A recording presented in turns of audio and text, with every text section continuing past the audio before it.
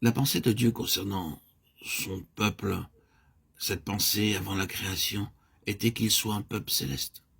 Toute chose dans la création visible de Dieu est une représentation de quelque pensée céleste. Souvenez-vous de cela. Ce n'est pas une chose en soi, ça n'a jamais été destiné à l'être.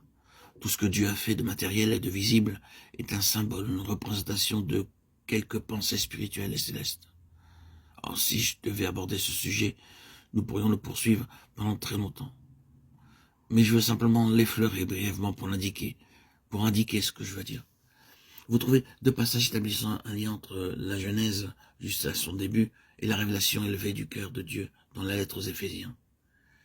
La lettre aux Éphésiens est la révélation la plus pleine que nous ayons des pensées éternelles de Dieu, de ses conseils.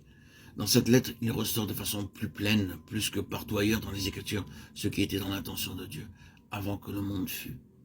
Et alors, vous trouverez qu'un passage du second chapitre de la Genèse est pris et cité dans Éphésiens 5. C'est pourquoi l'homme quittera son père et sa mère, s'attachera à sa femme, et les deux deviendront une seule chair. Ce mystère est grand. Je dis cela par rapport à Christ et à l'Église. Éphésiens 5, 31-32. Nous devons ramener Éphésiens 5 à Genèse 2 et par-delà y voir une pensée divine, à savoir que cette union de l'homme et de la femme est citée pour n'être qu'un symbole, une représentation d'une pensée divine de toute éternité, à savoir celle de Christ et de l'Église.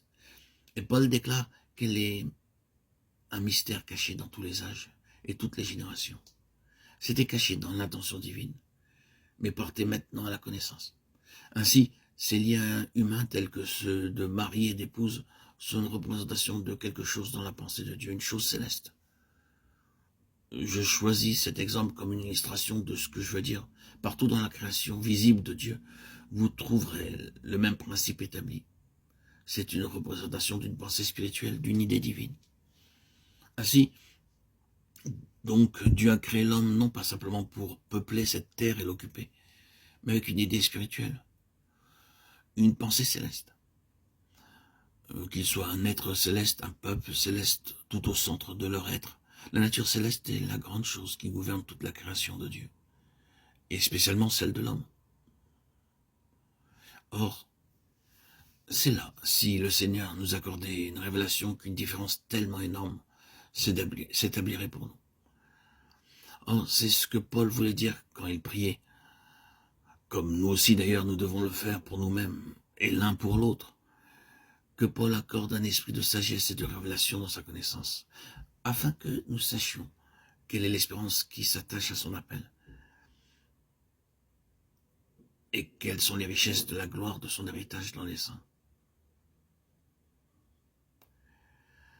Voici la chose céleste, son héritage dans les saints. Que le Seigneur nous accorde cet esprit donc de sagesse et de révélation pour atteindre sa connaissance.